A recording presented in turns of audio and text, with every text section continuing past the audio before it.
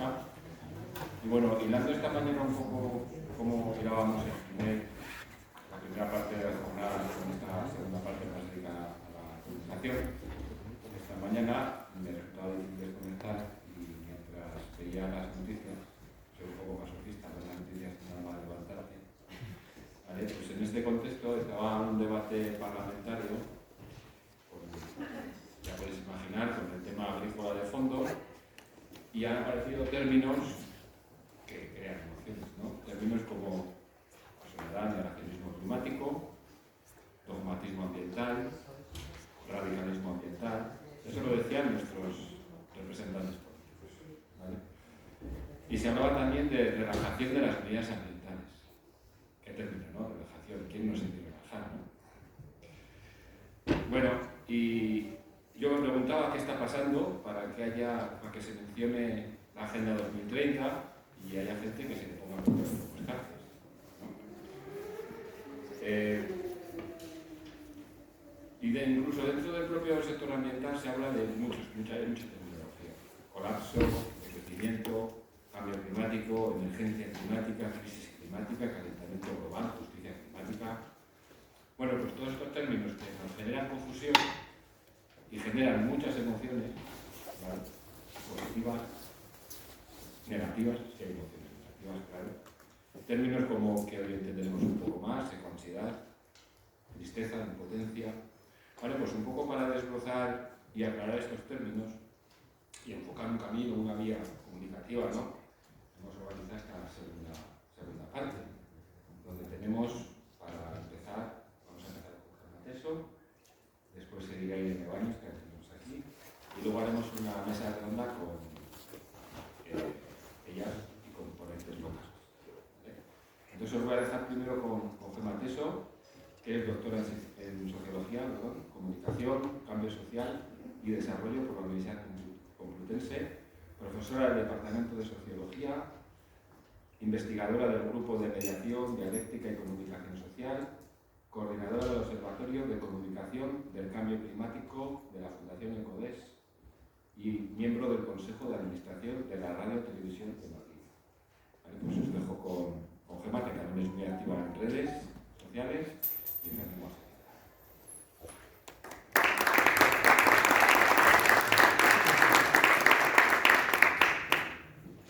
Buenas tardes, muchas gracias por la presentación, muchas gracias por la invitación y enhorabuena por las jornadas. Gracias, Mónica, Gabriela, por lo que habéis hecho posible estas jornadas para debatir sobre educación y en este caso sobre comunicación. Evidentemente, educamos a través de la comunicación y es muy importante cómo comunicamos a la hora de educar.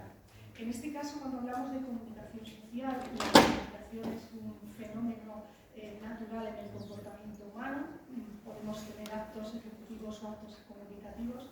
Los actos comunicativos, afortunadamente, nos permiten conciliar, comprender, mejorar, cooperar, ahorrar energía.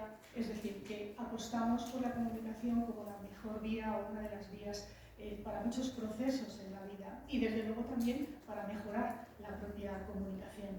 Por eso investigamos la comunicación desde lo que es el ámbito de las ciencias sociales y es importante además que lo hagamos con rigor, pero también con una mirada que no es esa mirada exclusivamente positivista centrada en el dato, y parece mentira que lo digo yo que soy muy de cuantitativo, sino también con esa mirada que proviene de otras disciplinas como pueden ser la antropología o la psicología social, ¿no? Y que nos hacen comprender de qué hablamos cuando estamos hablando con comunicación, cómo construimos las sociedades, cómo transformamos las sociedades, cómo se reproducen determinados esquemas de comportamiento, de organización social y todo gracias a la comunicación o mediante o mediada con comunicación.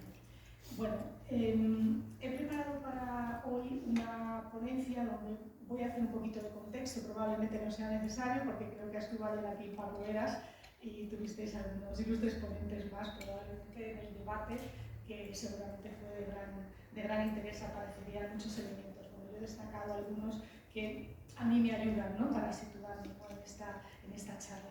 Sé que Paco os habló de percepción social, Yo voy a hablar de percepción social, pero sobre todo voy a conectar un poquito con las fuentes de información, es decir, cómo nos estamos informando sobre la realidad y, entre otras cosas, también sobre el cambio climático. La comunicación de la crisis climática, analizada desde la perspectiva de la comunicación de crisis en el año 2023, un análisis llevado a cabo por el Observatorio de la Comunicación del Cambio Climático, nos ha permitido elaborar, prácticamente estamos en la última fase de redacción del 5º informe.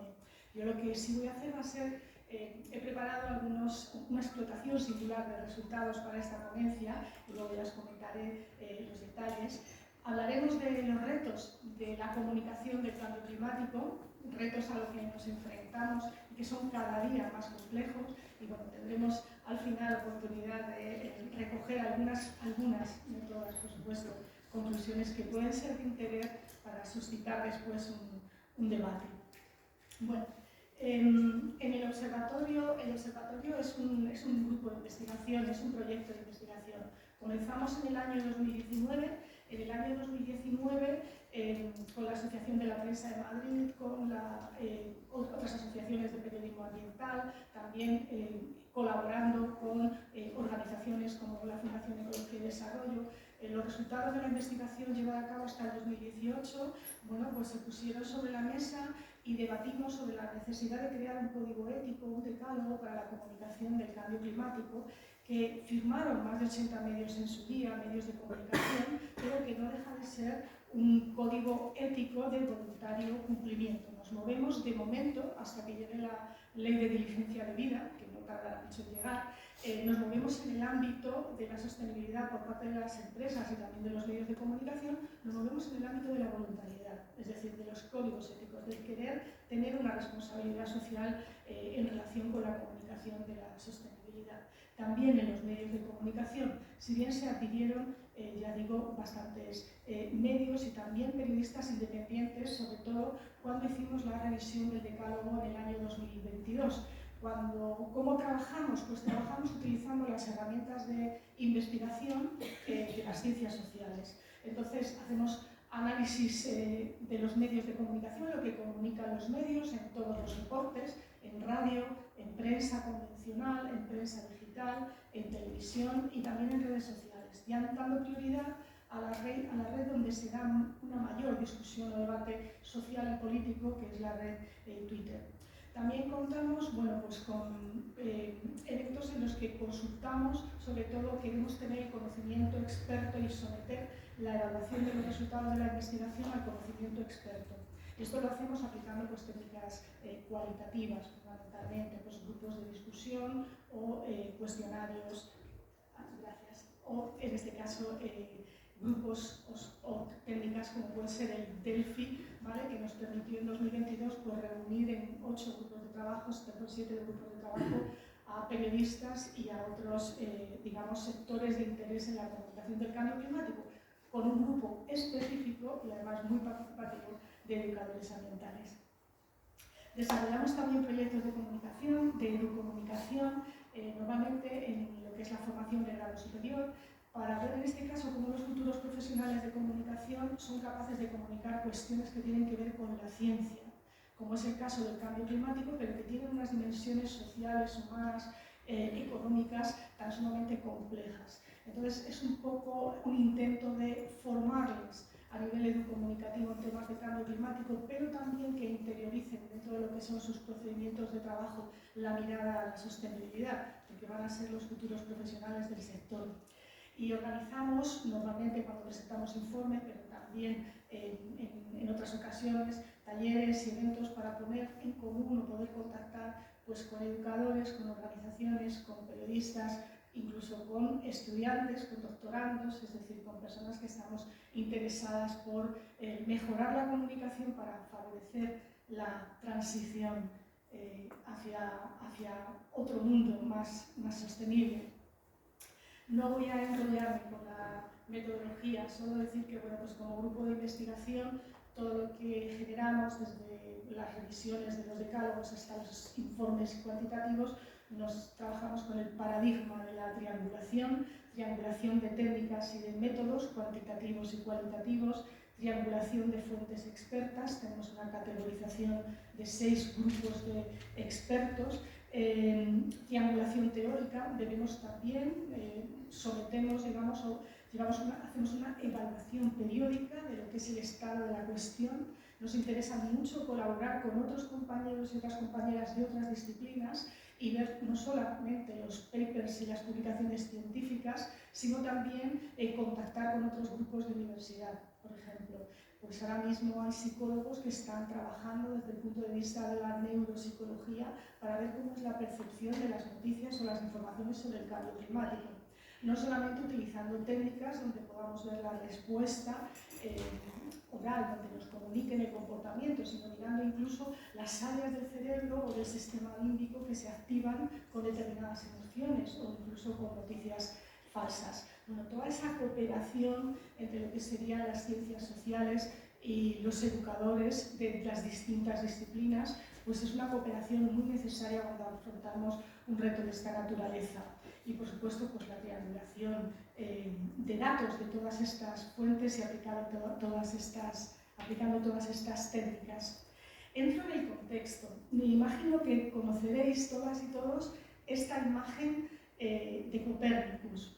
Lo que he señalado aquí, lo que hay es un pequeño texto que es del informe sobre el estado del clima en 2023 del IPCC, ¿vale? Es un pequeño texto y aquí es esta es la imagen de Copérnicus. Entonces vemos aquí el año 2023, desde que empiezan a reportarnos datos sobre la temperatura en superficie del aire, vemos cómo han ido incrementándose año tras año hasta llegar al nivel en el que hemos vivido este 2023 con este verano tan sumamente horrible, con estos incendios, con esta sequía y con todas las consecuencias que está teniendo. El IPCC es muy claro en su mensaje, nos dice claramente que las causas son humanas, que seguimos incrementando las emisiones de gases de efecto invernadero, que los cambios son drásticos y que tenemos que cambiar nuestros patrones y nuestro comportamiento y modo de vida. Esto lo dice la ciencia con una claridad, unos datos, una robustez científica y una, digamos, contundencia como no había hecho hasta ahora. De hecho, cuántas veces en el seminario, décadas atrás, decíamos que los informes eran muy tibios. Yo aquí ya no veo la tibieza, yo creo que ha llegado el momento de la alerta y de la alarma, porque realmente son mensajes de alarma. Esto que estamos viendo ahora mismo en pantalla es la imagen, en este caso, de Charles David Keeling, ¿vale? Y está examinando en 1954, bueno, esta imagen aquí ya es mayor, en 1954 Keeling era mucho más joven, pero aquí vemos a Keeling examinando la evolución de estas famosas curvas que medían la concentración de dióxido de carbono en la atmósfera. Esta concentración no ha hecho más que crecer y ya Keeling decía que claramente era una consecuencia, ¿no?, de nuestras emisiones de CO2 por la quema de combustibles fósiles. Bueno, pues nuevas evidencias se acaban de publicar, en este caso es una publicación, lo que veis es una publicación de un diario de Smog, ¿vale?, reproducido por Climática, por el medio Climática, y lo que nos dice es que ya la industria de los combustibles fósiles en 1954 tenía evidencia empírica de lo que estaba pasando y decidieron, a modo de lobby, ocultar toda esta información. No solamente ocultar toda esta información, sino desprestigiar la ciencia, crear pseudociencias, pseudoinformes, pseudoagencias de comunicación para alimentar a todos esos lobbies de la información que se soportaban sobre las industrias de los combustibles fósiles y que tenían en medios como la Fox News pues un aliado a la hora de difundir todo lo que es el negacionismo, además contribuyendo a un discurso hacia la polarización. Pensábamos que eso nunca iba a llegar a España, que eso era típico o propio de los medios anglosajones, tal cual lo recogieron en su día las investigaciones de James Painter, por ejemplo en Polars Apart. James Painter, año 2011, publica una obra y dice, claro, que hay dos mundos, ¿no? O sea, está el mundo del negacionismo en el ámbito anglosajón, pero que luego los países latinos, examinaba diarios de Brasil, España y otros países latinos, pues que no existía esa polarización y ese negacionismo. Bueno, pues desafortunadamente todo se ha expandido y estamos en esa situación. Ya veremos también que otros elementos han contribuido, ¿no?, en este cambio. Última diapositiva del contexto, aunque todos sabemos, es una imagen también del informe sobre el estado del clima del IPCC, el sumario para policymakers, y nos dice cuáles son, en este caso, los impactos que está teniendo el cambio climático en los recursos naturales, en la salud, en las infraestructuras, en las ciudades, en la biodiversidad y en los ecosistemas. Este es el mensaje de la ciencia. ¿Cómo es percibido este riesgo? No me voy a enredar mucho porque estoy convencida de que ayer tuvisteis un interesantísimo y profundo debate sobre esto. Esta percepción del riesgo que traigo es un estudio del World Economic Forum, ¿vale?, que se reúne, como ya sabéis, en Davos, ¿vale?, que es más conocido como el Foro de Davos. Entonces, antes de comenzar sus reuniones, pues presentan el informe. Hacen un informe, claro, quien se preocupa por la economía, los grandes inversores, lo que les interesa fundamentalmente es tener seguridad, ¿no?, en qué es lo que está pasando y de cuáles pueden ser las amenazas y los riesgos. Bueno, pues el riesgo más importante, que consideraba más importante, son los riesgos ambientales. Sobre todo les preocupan por la amenaza económica que supone los riesgos asociados a los fenómenos meteorológicos extremos. El segundo riesgo, en el estudio, hace un estudio a 2 años y un estudio del riesgo a 10 años, el segundo riesgo es el que puede provocar la inteligencia artificial generadora en cuanto a desórdenes informativos, ¿vale?, a digamos, noticias falsas y todo lo que es la desinformación. Y en tercer lugar les preocupa la polarización política, ¿vale? Es decir, que esos 3 elementos que están tan conectados, como vamos a ver hoy, son los 3 elementos que más les preocupan. También en las encuestas que hacen para el foro de Davos, que presentan en el foro de Davos, esto se presentó recientemente, podemos ver también cuáles son las preocupaciones, en este caso en función de las franjas de edad, ¿vale? Vemos que la franja de edad de menos de 30 pues les preocupa la desinformación y les preocupa también los eventos extremos, ¿no?, ligados al calentamiento global. Les preocupa también en menor medida ya la polución, ¿vale?, los cambios ecosistémicos y bueno, pues por delante de estos problemas ambientales, la pérdida de oportunidades económicas, la inflación y la inmigración. En este grupo, o para este grupo, vemos también que es una preocupación el coste de la vida y la inteligencia artificial generadora. Si entramos en la página del Foro Económico, vamos a ver que vamos a poder ver los datos segmentados por edades, ¿vale?, o que vamos a poder ver los datos segmentados por edades o en comparación con otras variables. En este caso, esta es la comparación de la variable edad con la variable de a la academia, es decir, los investigadores, el mundo de la ciencia. El mundo de la ciencia y los jóvenes están preocupados en primer caso por lo mismo, ¿no?, que es por los fenómenos meteorológicos extremos y por el riesgo que comporta la desinformación y la inteligencia artificial. Sin embargo, estos son los jóvenes, si vemos los gobiernos están preocupados en primer lugar por los fenómenos meteorológicos extremos y en segundo lugar por el coste de la vida, en tercer lugar por la desinformación.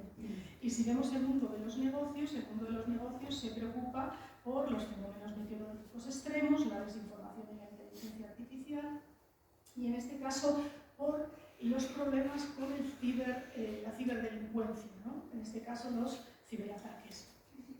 Bueno, los jóvenes que fueron encuestados para este estudio que hace el Foro Económico de Davos sitúan en el nivel más alto de riesgo todo lo que tiene que ver con los problemas ambientales. Esto es singular, ¿no?, de lo que es de los datos de la encuesta del Foro de Davos.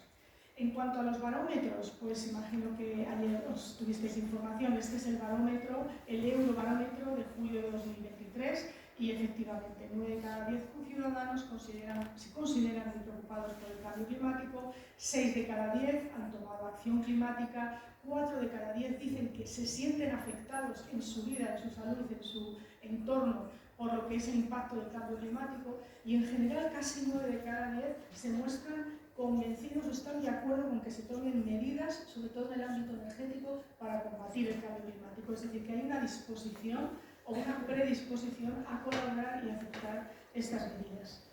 En España tenemos el CIS, ¿vale? Y entonces el CIS, en el barómetro de octubre de 2022, también hizo una pregunta, o suele preguntar cada vez de manera más recurrente, sobre el grado de preocupación de la ciudadanía por el cambio climático. En este caso, están desagregados los datos por franjas de edad. Entonces, vemos que normalmente la franja de edad que más se preocupa está en los jóvenes, pero también hay franjas de edad con nivel de preocupación muy alto en la edad, digamos, en las edades de la franja de 45 a 54 años o de 55 a 64 años. Es decir, que no solamente los jóvenes se preocupan por el cambio climático. En España es una preocupación importante para toda la población en general.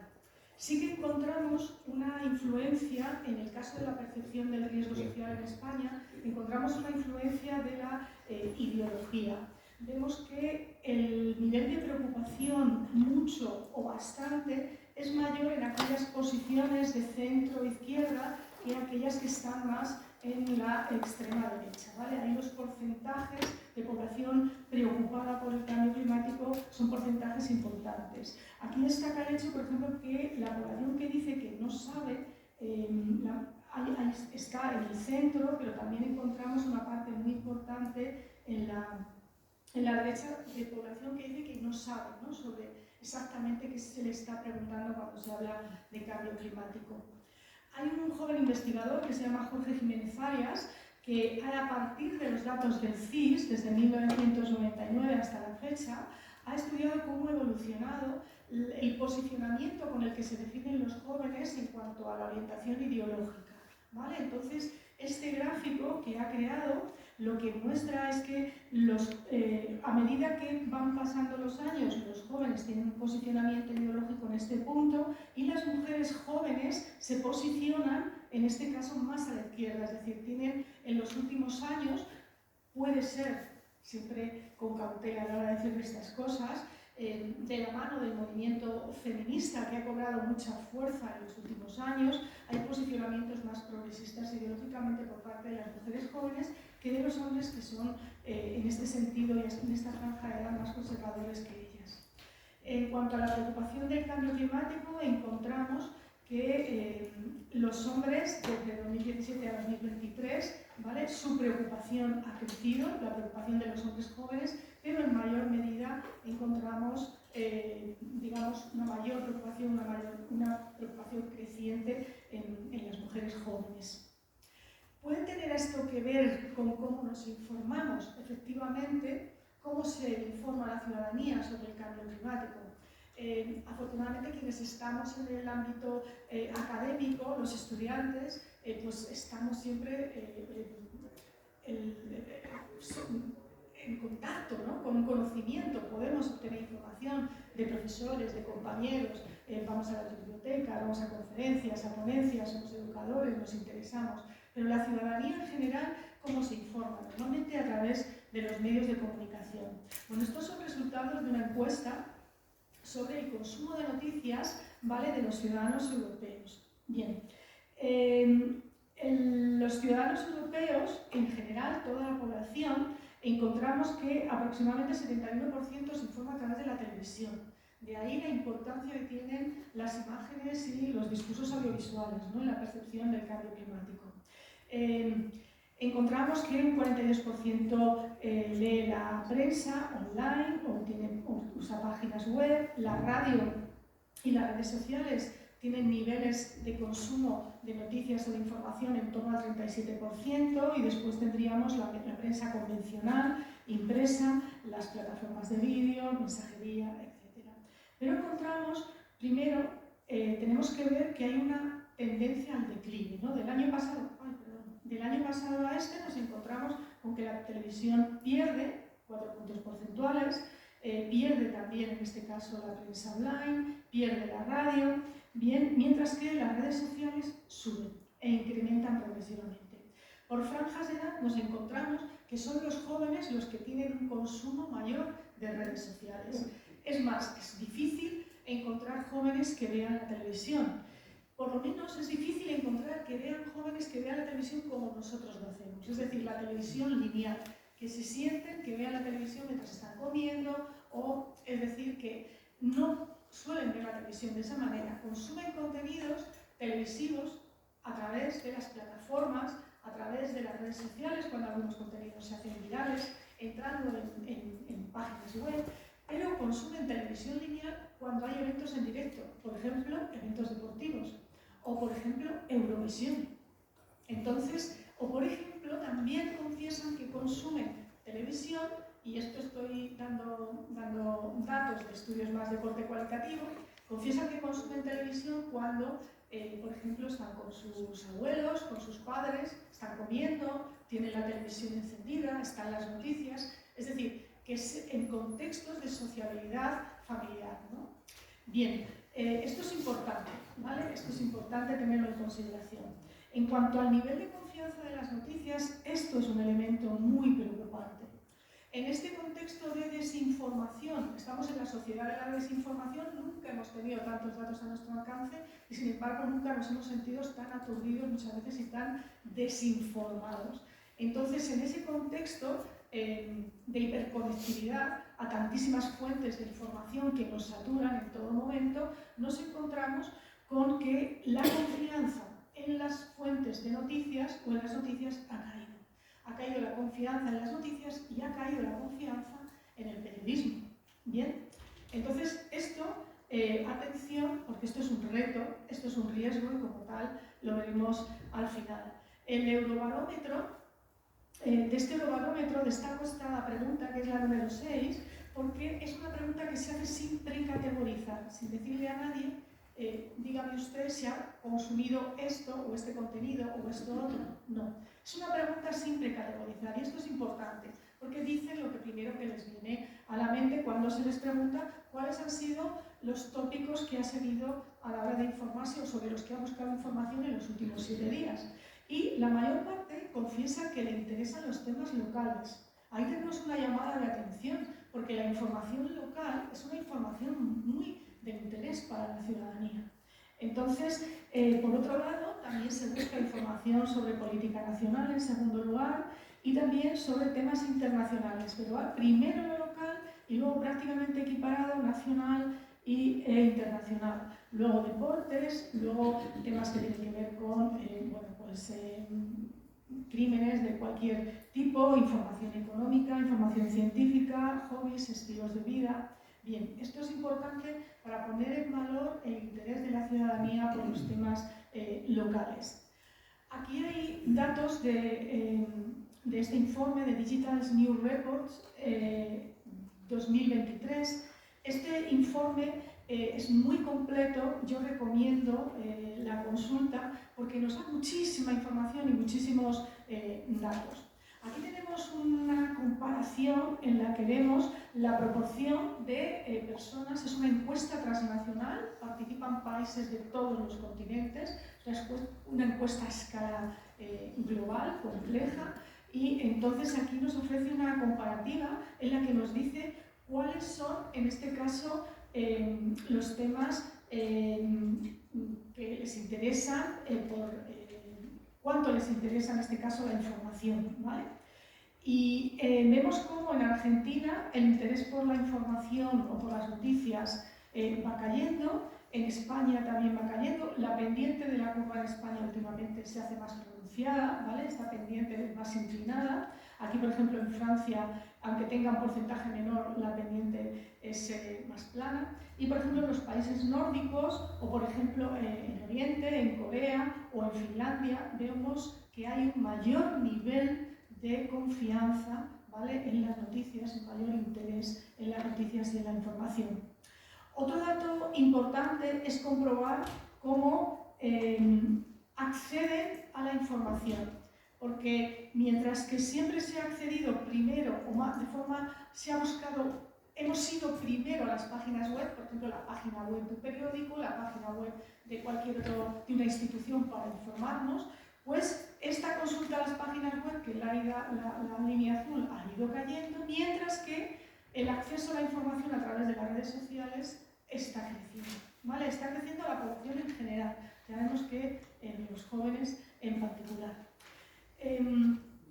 Hay un dato de este informe que me interesa destacar, que son los niveles de desinformación sobre el cambio climático. Son 3 veces más elevados en Estados Unidos que, por ejemplo, en Japón, ¿vale? Contextos donde la polarización, digamos, exactamente no es la misma. Estados Unidos es un país muchísimo más polarizado que lo es Japón. La proporción, en este caso, en la que se presta atención a las noticias, a los diferentes temas en las noticias, no es la misma en las distintas redes. Cuando hablamos de redes sociales hablamos en general, sin embargo, cada red es un ecosistema propio, es decir, no usamos las redes de las mismas maneras, no en todas las redes están las mismas audiencias, ni se comunican en las mismas claves, nos permiten utilizar los mismos recursos, cada red es un ecosistema propio, por así decirlo, y encontramos como, por ejemplo, el cambio climático, ¿vale? El clima, que es esta sombreada, pues tiene mayor presencia, o es un tema más de discusión o de atención por parte de los usuarios en Twitter, perdón, que lo es en otras redes. Bien, entonces esto lo tenemos que tener también en consideración a la hora de, si somos, por ejemplo, docentes o si estamos interesados en generar algún contenido o en interactuar con una audiencia concreta en una red, necesitamos saber cuáles son los usos, las gratificaciones que obtienen los usuarios de esas redes y con qué intencionalidad entran en ellas. Bueno, voy con la tercera parte. La tercera parte es esta explotación singular de datos que he hecho para traer a esta ponencia. Nosotros en el observatorio trabajamos con, digamos, suministradores o nuestros proveedores, lo que nos proveen son datos. Hay una empresa que se llama Kantar Media, en este caso su nombre es Inclusive, que nos ha facilitado el seguimiento de todas las fuentes y medios online, no las redes sociales, todas las fuentes y medios online. Y hemos trabajado también con Press Clipping, que nos ha facilitado todas las informaciones de radio que hemos analizado, las de televisión y también Twitter y YouTube. Y luego la prensa convencional la extraemos a través de un buscador que es MyNews. Bueno, utilizamos una técnica desde una perspectiva nomotética cuantitativa porque tratamos de ver la generalidad del fenómeno. Utilizamos una técnica que es el muestreo aleatorio sistemático por meses de semanas naturales. Esto significa que durante el primer semestre de 2023, al igual que de 2022 y anteriormente de 2021, elegimos aleatoriamente 5 semanas, ¿bien? De manera que cada una de las semanas, digamos, sea un mes. Los medios de comunicación solemos analizarlos por semanas, porque las rutinas profesionales, las pautas de contenido se organizan, la rejilla de programación se estructura por semanas. Entonces es una estrategia de muestreo el trabajar por semanas completas. Entonces, en total, pues 7 por 5, 35 días, un muestreo aleatorio de 35 días del primer semestre. ¿Cuántas unidades muestrales obtuvimos? Pues fijaos, en los medios de televisión y de radio, las primeras semanas, ¿vale?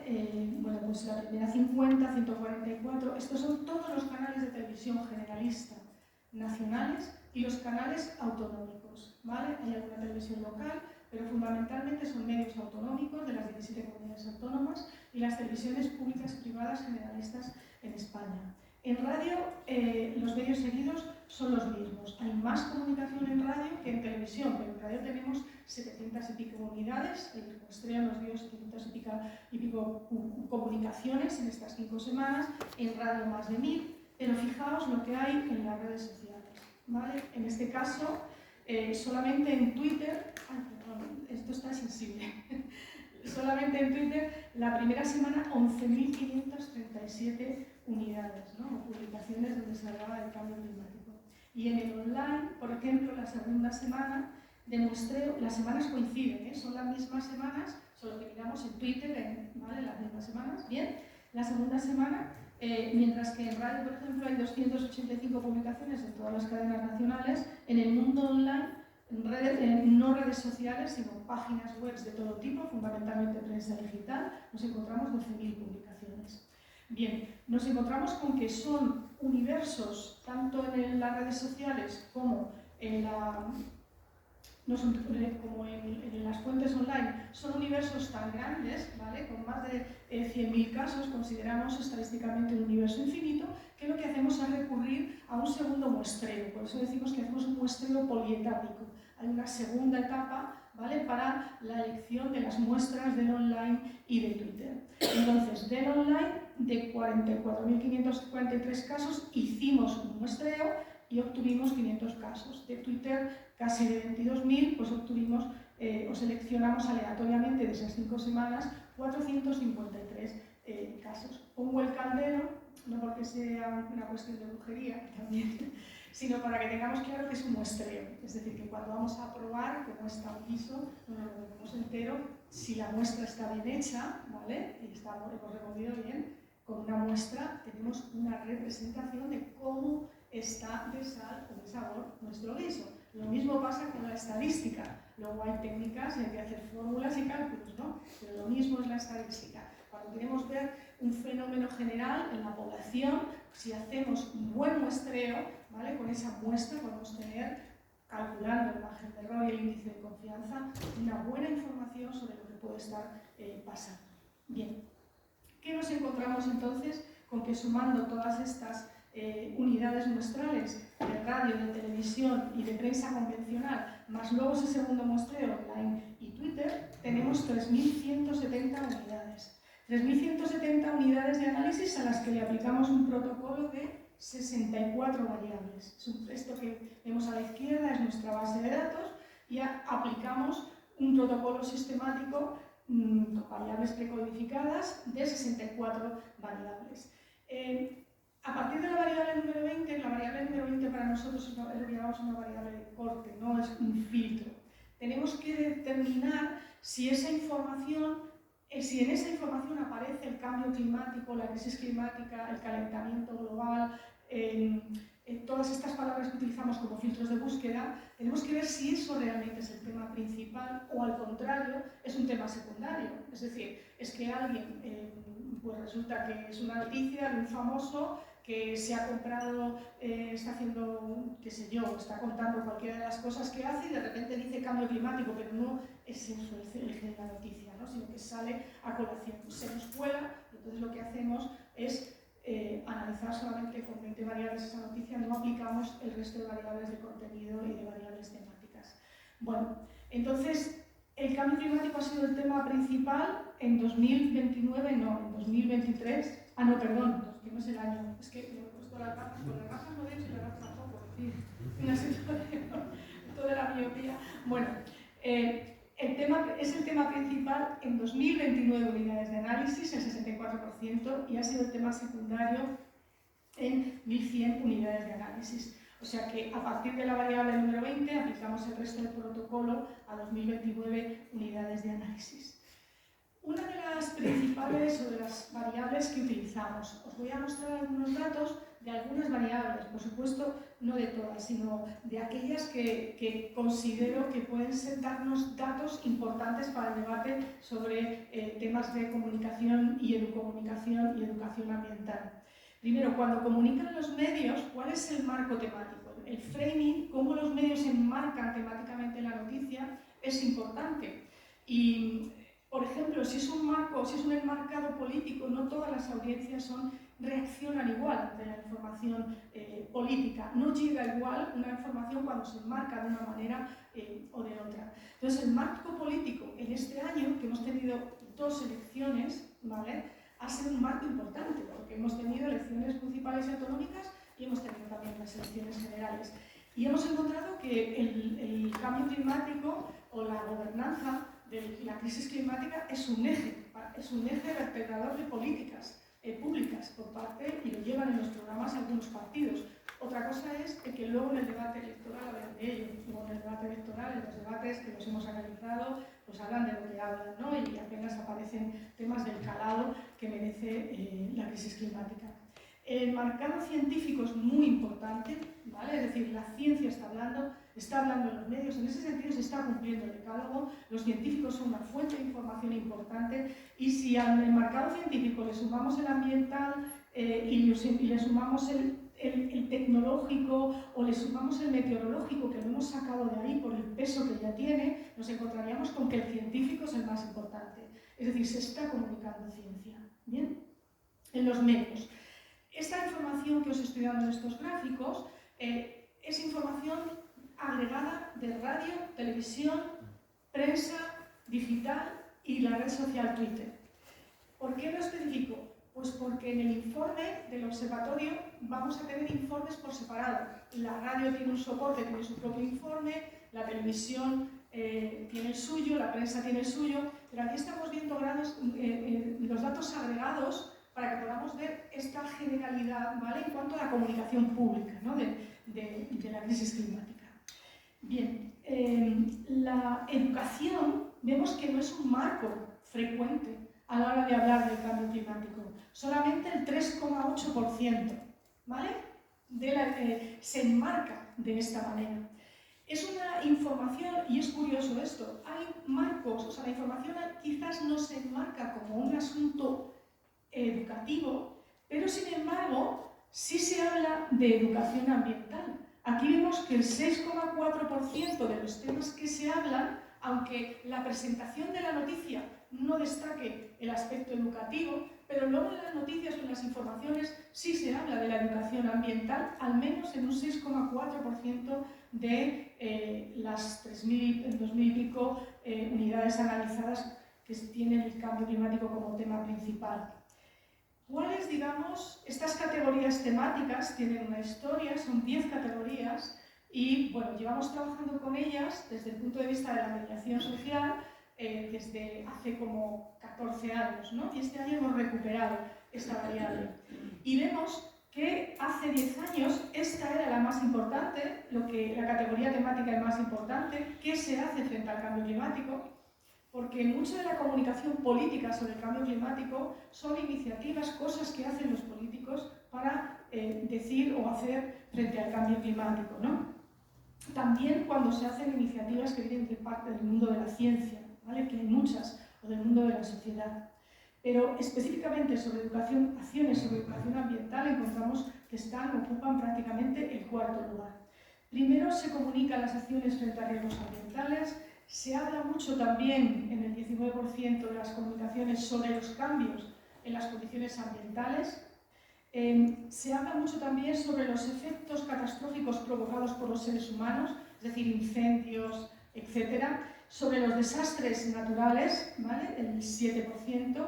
Y luego tendríamos las acciones de educación ambiental, es decir, que hay un incremento ligero en la cobertura con respecto a años anteriores. Cuando se abordan estos temas en los medios de comunicación y en Twitter, ¿quién habla? ¿Quiénes son las fuentes? ¿Qué lugar desempeñan los educadores ambientales? Bueno, pues vamos a desvelar este misterio.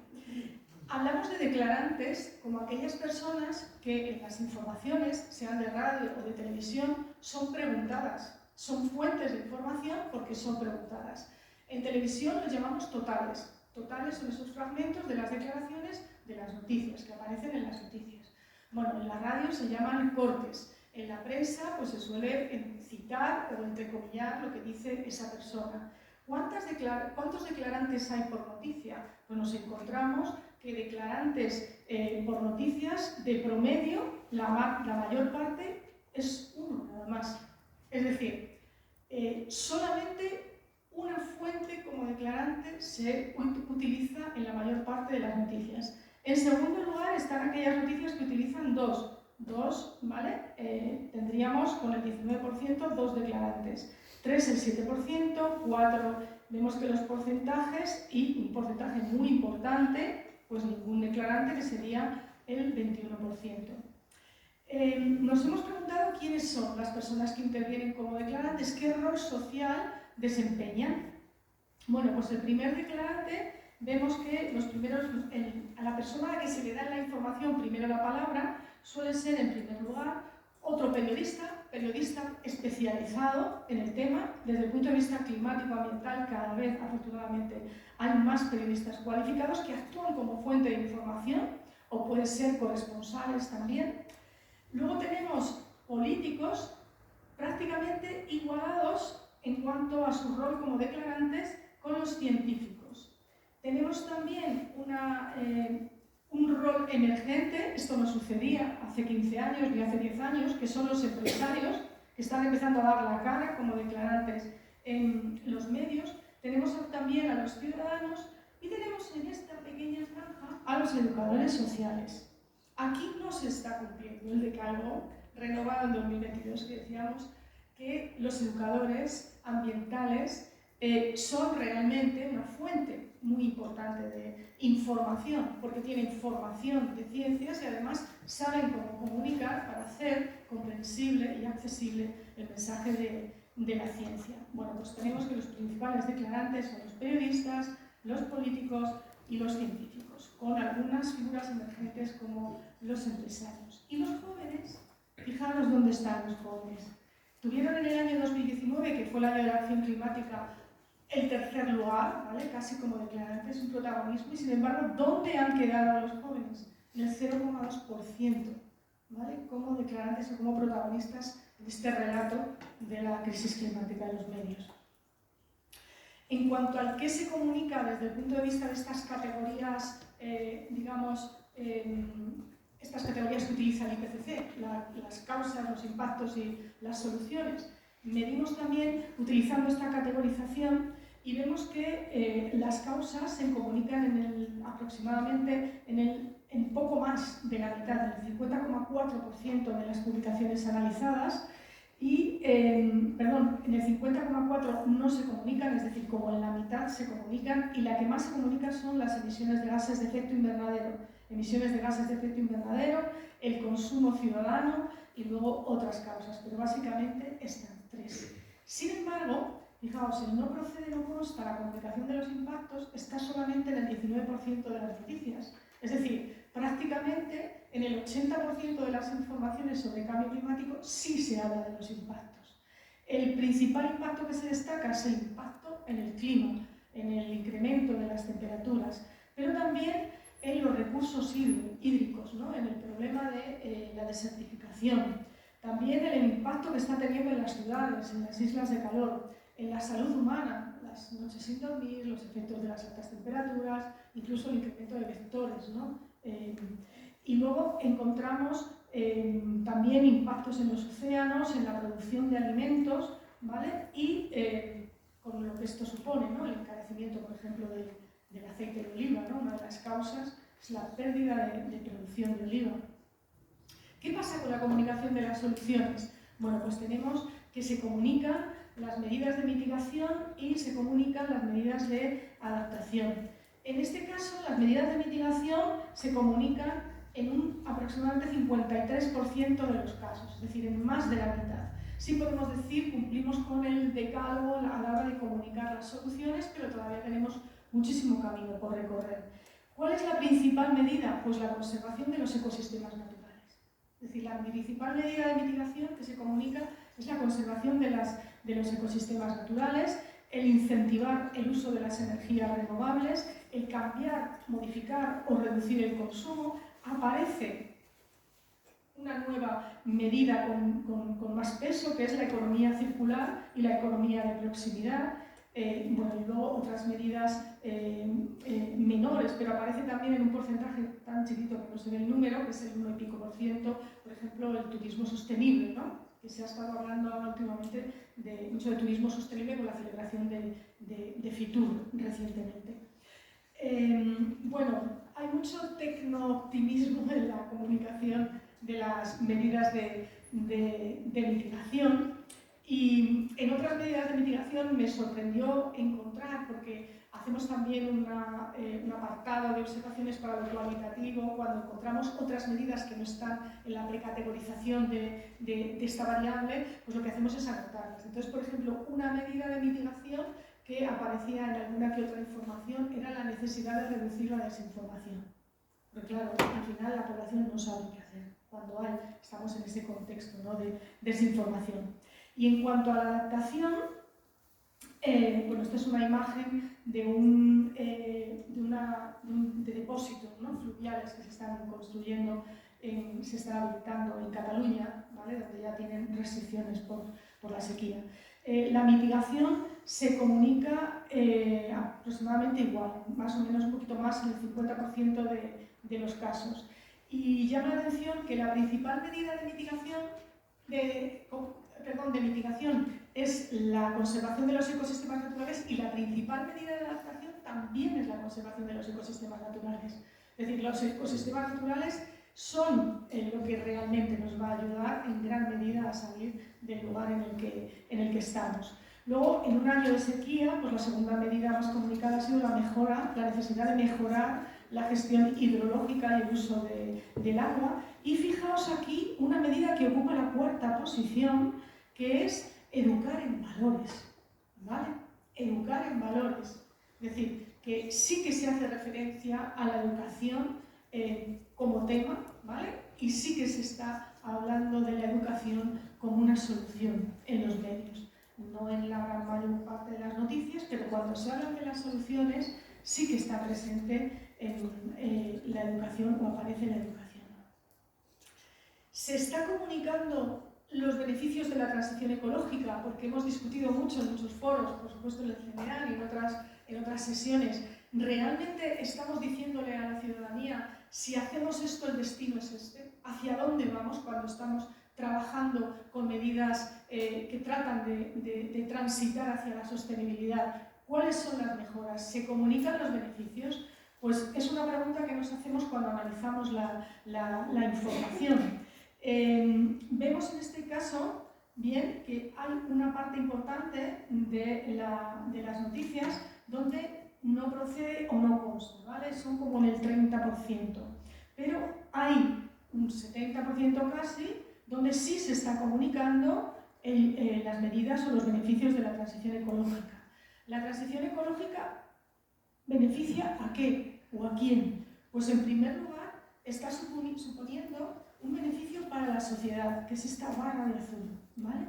En segundo lugar, está suponiendo un beneficio, si mal no veo, es para la biodiversidad, para la conservación de la biodiversidad. Y en tercer lugar, para la economía.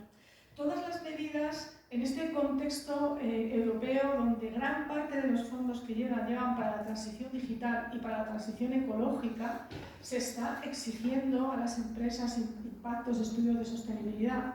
Todos los incentivos también a la hora de transitar hacia sistemas renovables o la movilidad eléctrica están suponiendo que en las páginas de los periódicos fundamentalmente se esté hablando mucho de economía en relación con el cambio climático, de la economía verde, etcétera, etcétera. Bueno, eso lo podemos discutir también más adelante. Y nos preguntamos, cuando analizamos también la comunicación del cambio climático, cómo contribuyen los medios a la comunicación. Es decir, realmente, aparte de decir lo que dicen, lo dicen de una manera clara, se les entiende cuando hablan, utilizan una lengua vernácula que permita la comprensibilidad, son precisos, ¿vale? Hacen referencia a los términos que son apropiados y los explican. Bueno, pues aquí vemos que la mayor parte, ¿vale? Esto no es un gráfico de porcentajes, es el único que tengo de frecuencias.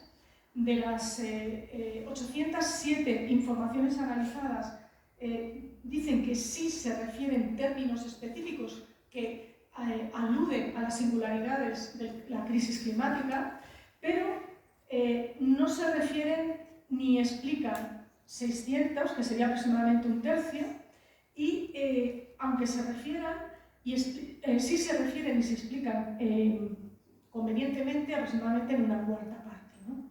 Entonces, nos encontramos con que, aunque sí se ha incrementado el número de publicaciones que aluden a términos específicos para hablar de la crisis climática, nos encontramos con que un porcentaje muy elevado no se explica, ¿vale? Una proporción muy elevada no se explican convenientemente. Bueno, novedad de este año, teniendo en cuenta el contexto en el que estamos, contexto social de polarización, viendo el auge de determinados mensajes en campañas políticas, nos preguntamos por la presencia del negacionismo en la comunicación mediática del cambio climático. Encontramos un porcentaje del 9,4% del total, es decir, del total de las noticias analizadas hay un 9,4% donde existe negacionismo. Bien, si vemos esas noticias negacionistas, ¿vale?, nos encontramos con que el negacionismo fundamentalmente será en Twitter. Esto es Twitter, ¿vale?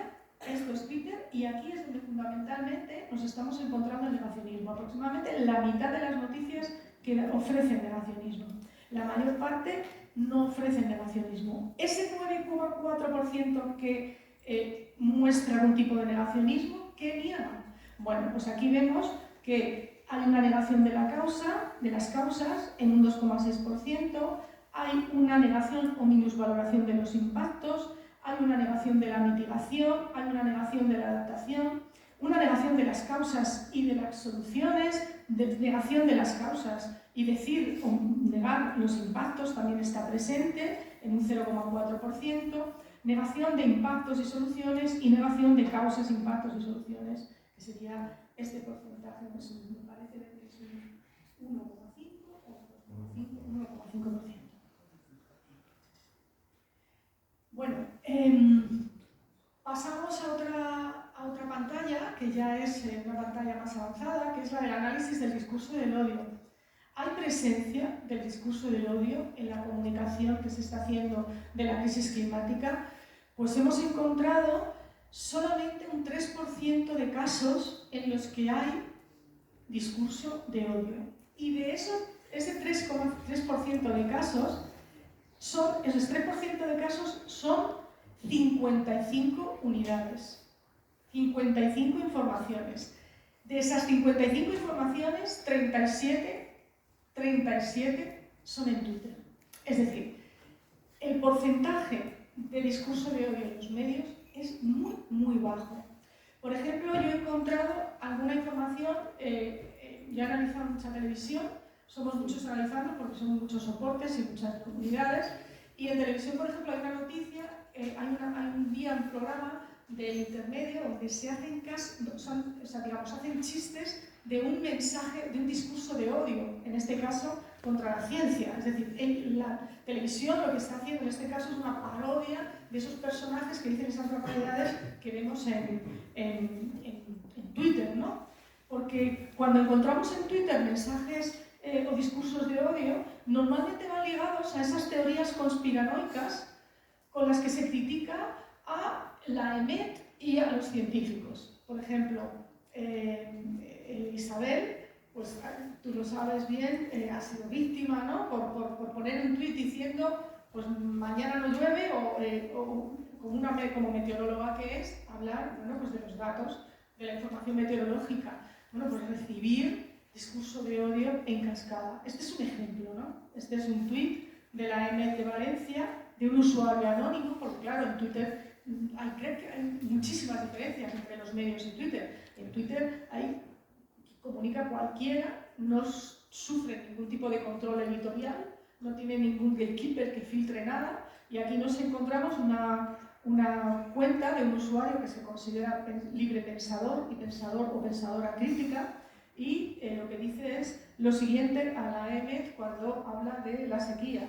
Estoy seguro de que vuestros compañeros filtrarán vuestras identidades, vuestros domicilios, y os vais a pensar en ir a trabajar, es decir, estos son amenazas, ¿vale? Os vais a pensar si vais a ir a trabajar, es decir, que es un discurso de odio interesante. Nosotros categorizamos el discurso de odio conforme a un centro de investigación especializado en esto, que os voy a comentar más adelante, y tiene una categorización que son como niveles, ¿no?, de discurso de odio. Toxicidad severa, ataque a la identidad, insultos, amenazas, o varios, es decir, cuando tenemos una combinación de los mismos, ¿no? Bueno, pues aquí lo que vemos fundamentalmente es un lenguaje tóxico, ¿no? Las pocas informaciones, sobre todo en Twitter, lo que hemos visto fundamentalmente es un lenguaje tóxico, una toxicidad ya severa, el ataque a la identidad, cuando, es decir, se está, digamos, ridiculizando a la persona por algún momento, los insultos, y ya estaríamos en el nivel de amenazas, ¿no? Como es este ejemplo que tenemos aquí, que es uno de los más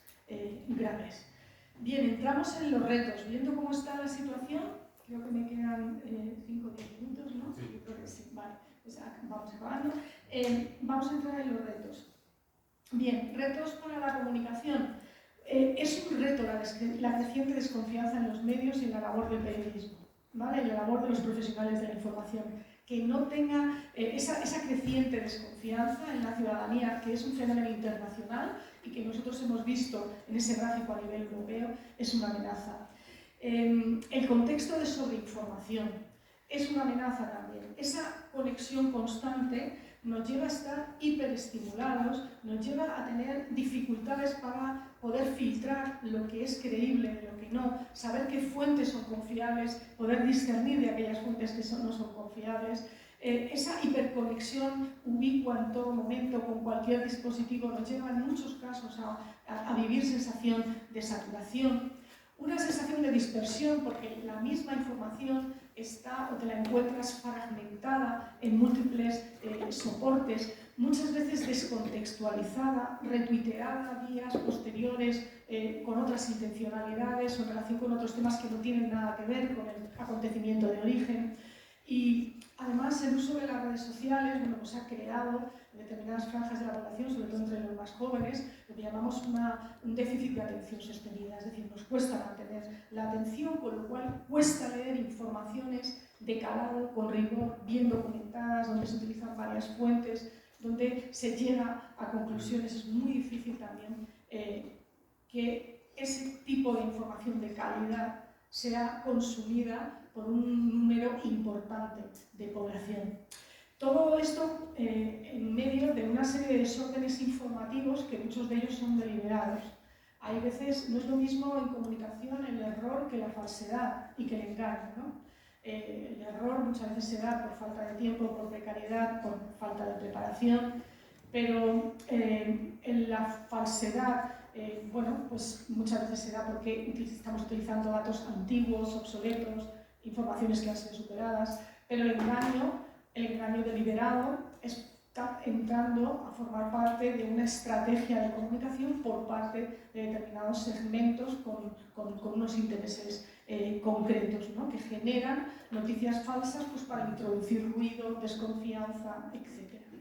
Hay un uso, o hemos empezado a ver, un uso partidista por parte de los problemas ambientales, se ha politizado o hay un intento de politizar el mensaje de la ciencia, también para desacreditarlo. Si yo tengo un determinado posicionamiento ideológico y considero que los científicos están dando unos datos sesgados por su orientación ideológica, estoy desacreditando a la ciencia, efectivamente.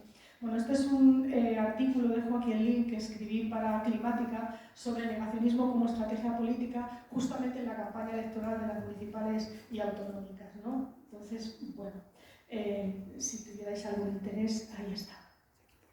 Otro reto, el neoliberalismo, individualismo y las guerras culturales. Vale.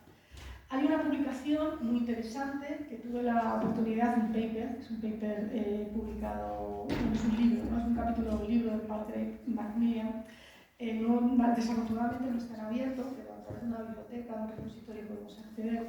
Entonces, habla de los valores del neoliberalismo, es decir, cómo el neoliberalismo pivota sobre la potenciación de lo que es el individualismo.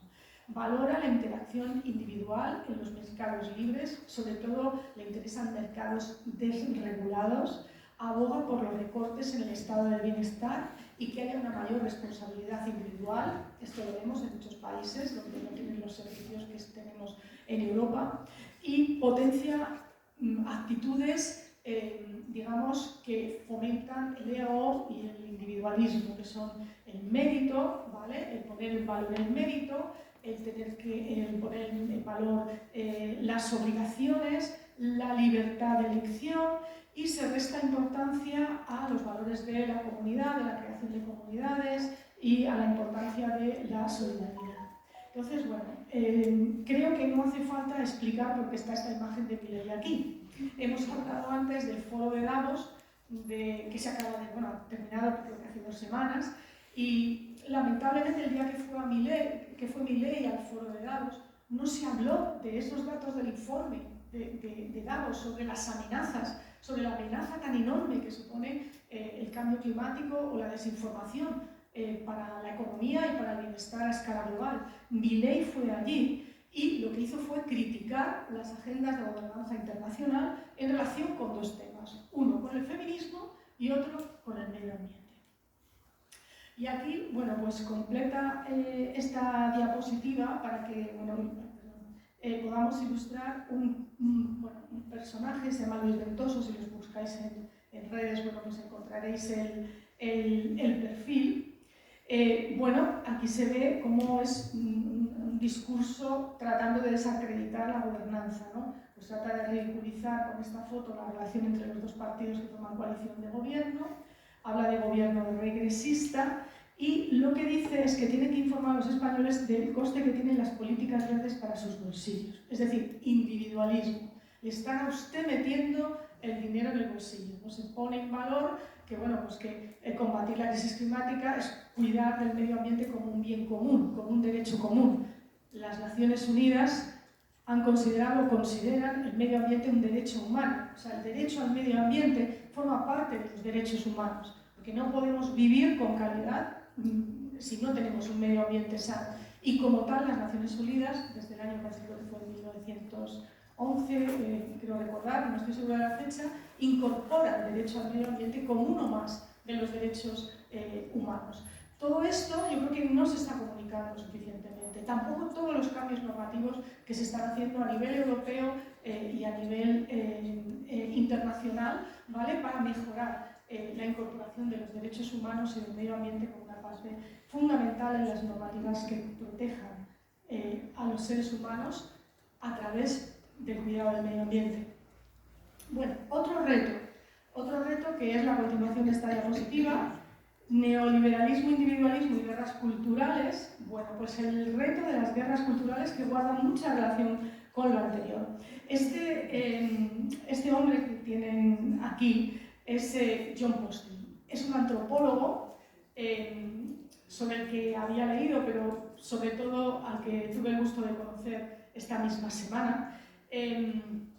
John Postel ha hecho una investigación antropológica sobre la polarización social y política como una consecuencia de las guerras culturales que se libran, sobre todo, en un ecosistema digital y transmedia. Él practica una metodología que es la etnografía. La etnografía es una metodología propia de la antropología, la observación de los grupos sociales, de las sociedades humanas, bien el comportamiento humano, las interacciones. Entonces, la etnografía, bueno, pues siempre ha sido un trabajo de campo y ahora, bueno, pues las nuevas tecnologías, como decía Postel, le permiten hacer ese trabajo de campo desde el ordenador de su casa. Dice, estoy utilizando la metodología, el FLAT Methodology, desde mi casa, en mi piso, el FLAT, pues puedo hacer el seguimiento, gracias a que todo está en la red, de lo que ha dado en llamar el movimiento woke y el movimiento anti-woke. Bueno, woke es un término en slang que designa a todo ese movimiento activista por la justicia social. Seguro que todas y todos recordáis el movimiento Black Matters, ¿vale? Cuando muere, me parece, George Floyd, bueno, pues un movimiento a escala internacional reivindicando, bueno, pues la igualdad, ¿no? Un movimiento antirracista. Eso es un movimiento woke, ¿no? ¿Cuándo surgen por ejemplo, los movimientos feministas, ¿no? Este activismo feminista que hemos visto que ha crecido, ¿no?, en los últimos años. Todos estos movimientos por la justicia social pues están encontrando una réplica en los movimientos anti-woke, que tienen una serie de gurús, de líderes de opinión. Normalmente tanto los líderes del woke y del anti-woke son líderes formados, ilustrados, con una capacidad de influencia, algunos vienen de la universidad, pero el anti-woke sobre todo lo que trata es de combatir pues, todo este movimiento social, ¿vale?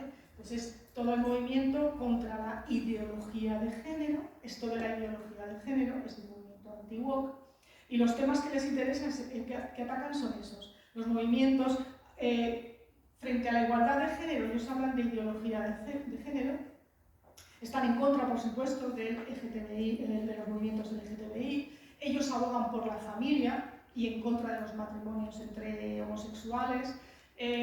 Por ejemplo, pues en Gran Bretaña este movimiento anti-woke desprecia a los trabajadores desempleados, por ejemplo, en esa cultura individualista, son antipacifistas y la crisis climática, siento decir que el activismo para combatir la crisis climática ha generado su propio movimiento anti-woke. ¿Vale? Ya tenemos anti-woke en la crisis climática. Milei es un anti-woke, pero en Latinoamérica, en Estados Unidos, en España, el movimiento anti-woke, según nos contaba y en los libros, está a punto de publicar 2 libros, ¿vale? Os llama la atención porque son interesantes, los va a publicar recientemente. Nos habla del movimiento anti-woke realmente cuando arranca todo este uso de las redes sociales como estrategia de desinformación con el Brexit. A partir del Brexit, toda esa estrategia que bueno, pues la diseña Jeremy Cummings, que fue luego ministro en Gran Bretaña, bueno, pues ministro no, perdón, jefe de gabinete del primer ministro. Esa estrategia llega después, la utiliza el trumpismo, la utiliza Trump para alzarse con las elecciones, la utiliza Bolsonaro, bueno, se expande, ¿no?, a otros países. Entonces, digamos que sus consignas son las mismas. Se consideran muy científicos, pero muy positivistas, desprecian la antropología, desprecian todas las ciencias sociales y, bueno, pues contribuyen a eso que llama el Foro de Davos, o esa amenaza que el Foro de Davos considera la polarización política, ¿no? En este panorama, o en este escenario de riesgos globales, la polarización social es un riesgo enorme. Esta es una diapositiva también del informe de Davos, es un riesgo enorme, ¿vale? Y el cambio climático y los asuntos ambientales vemos que ha entrado, ¿no?, en esos puntos de polarización política. Si entráis en la página, ya os digo, del foro de Davos, bien, podréis encontrar estas infografías, si clicas, te permite ver cuáles son los puntos o los temas de polarización en torno a ese eje, ¿vale?, más importantes. Otro reto, la criminalización del activismo climático. Es decir, estamos viendo cómo bueno, hay protestas legítimas, por supuesto, de trabajadores, de sectores de la sanidad, de la agricultura, que legítimamente protestan. Los activistas climáticos están protestando ante la inacción climática. Recordemos que siguen subiendo las temperaturas, que no se detiene el incremento de las emisiones. Entonces, ¿qué es lo que estamos viendo? Pues que está habiendo un tratamiento a los activistas como, en algunos casos, como terroristas, ¿no? Se les quiere considerar, o quieren casi como terroristas. Esta criminalización del activismo climático está creando, bueno, pues un efecto disuasorio. En este artículo de aquí, en un entrevistado decía, muchos se están asustando, ¿no?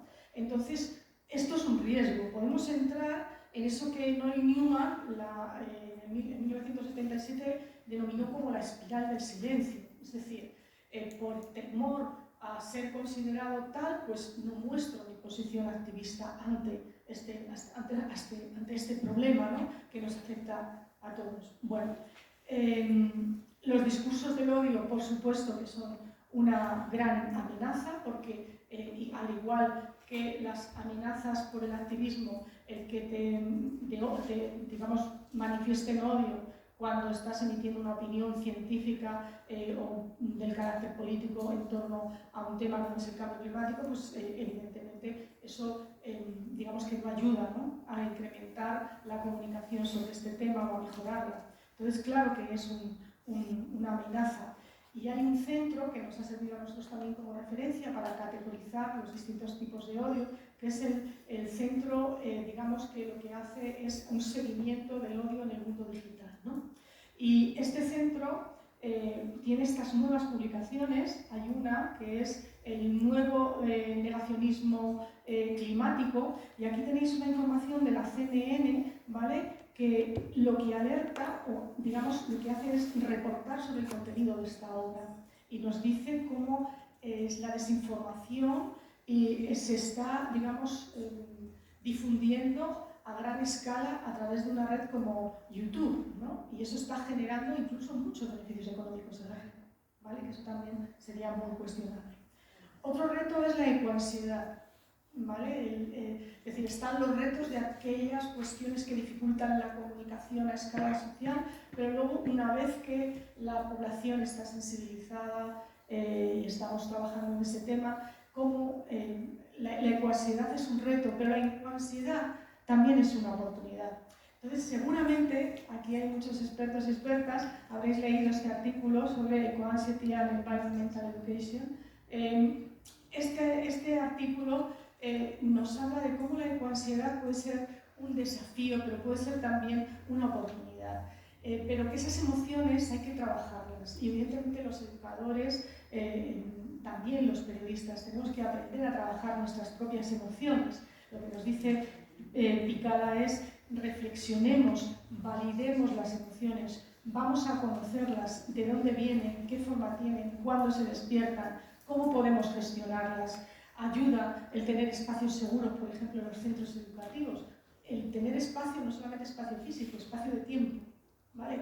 Tiempos organizados para hablar, para discutir, para ver una estrategia, para diseñar actividades, las que podamos ver cómo explicar, cómo ayudar a otros, ¿no?, a manejar estas emociones, y para fomentar la acción colectiva, ¿no? Entonces, la ansiedad, ahí, desde esa perspectiva, también puede tener, como nos dice Picala, una dimensión adaptativa. Y ya por último, las conclusiones. Nos queda poco tiempo. Existen acuerdos, afortunadamente, a escala global y también a escala europea, a escala nacional, sobre la gobernanza. Es decir, hay medidas políticas que ya están en marcha y que están funcionando, aunque luego veamos que se dan pasos atrás, como por ejemplo con los pesticidas recientemente, por la situación de conflictividad que hay. La percepción del riesgo es mayor entre los jóvenes, pero es generalizada en toda la población. La crisis climática asusta. La orientación ideológica en cuanto a la preocupación es un factor influyente, y vemos que también el género es un elemento diferenciado. Las principales fuentes de información son la televisión y la prensa, es decir, no demos por muertos a los medios, que tienen muchísimo peso y muchísima importancia, aunque los jóvenes utilicen las redes sociales. La confianza en los medios es que se recupere la credibilidad en el periodismo, la confianza en los medios es importante, y eso exige que una toma de medidas y una estrategia. Las redes están superando en el mundo digital a las páginas web como fuente o entrada a la información. En un año electoral el enmarcado político fue muy importante. Este vuelve a ser un año electoral, tenemos elecciones europeas, estemos atentos a toda la comunicación. Y en cuanto a la educación ambiental, bueno, pues como tema ocupó el cuarto lugar, la cuarta posición. Pero los educadores ambientales no tienen la presencia que debieran tener en los medios de comunicación. Bien, la educación en valores es comunicada también como una medida como una medida de adaptación. Sin embargo, bueno, pues los beneficios de la transición ecológica se centran sobre todo en la sociedad, en la biodiversidad y en la economía, cuando también hay beneficios para la educación. Solo un tercio de las informaciones se refiere o explica comprensiblemente. Ahí los medios tienen mucho margen de mejora a pesar de haber evolucionado positivamente. Y luego vemos la amenaza del negacionismo en un 10% de las informaciones, sobre todo en Twitter. Vemos un 3% de discursos de odio, sobre todo en Twitter. Vemos cómo la entrada de la crisis climática en la gobernanza ha generado, digamos, movimientos reaccionarios, ¿no?, o anti-woke, o reactivos, como diría el antropólogo al que acabo de referirme. Los jóvenes están muy expuestos en las redes a una desinformación estratégicamente diseñada, dirigida a hombres jóvenes fundamentalmente. La presión social de los activistas y su sanción judicial puede desmovilizar y hacernos entrar en una espiral de silencio. Es importante investigar la comunicación, es importante investigar la educación, es importante atender las necesidades de comunicación de la ciudadanía con una estrategia integral con el fin de acelerar las medidas de la transición, divulgar la ciencia a través de los medios y las redes, contestar al negacionismo y a la desinformación con información de calidad. Es necesaria una alfabetización mediática en niños, en jóvenes, que esté digamos, sea parte de la educación ambiental. La educación ambiental también tiene que tener esa parte de educación mediática.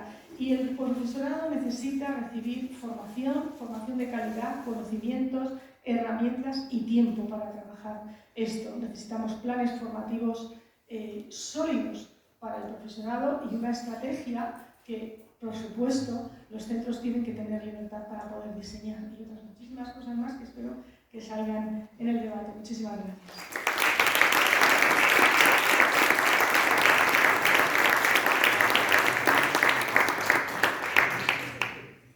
Muchas gracias, Gemma. Qué poco discurso desde ahí parece, pero qué visible es, ¿no? Y qué impacto tiene, ¿no? Bueno, damos paso a la siguiente ponencia por Irene Baños.